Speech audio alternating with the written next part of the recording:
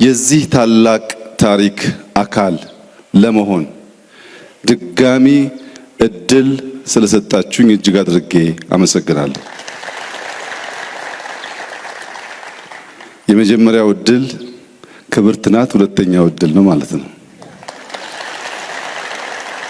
ፋሲል በእጃችን ስለሆነ የረከሰ ወርቅ ነው። ብንዞር በቀላሉ የማናገኘው እኛ በእጃችን ያለ የማርከስ ክፉ አባዜ ስላለብን የረከሰ ታላቅ ወርቅ ነው። ይህን የመሰለ ስጦታ የሰጡን አባቶቻችን የነሱን ፈለግ ተከትለን አገር ብናለማ አገር ብንሰራ ዛሬ ኢትዮጵያ ተረጅና ለማኝ አትሆንም። ትልቁ ችግራችን እናንስና ትልቁን ጎትተን በማሳነስ መተካከል እንፈልጋለን።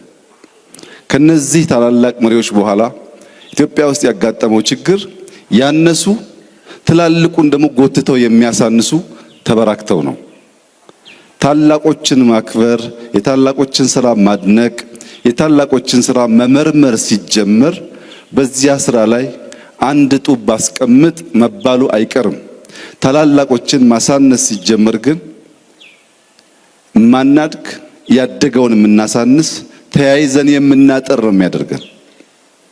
ትናንትናችን ማስታወሻችን መታወሻችን ነው።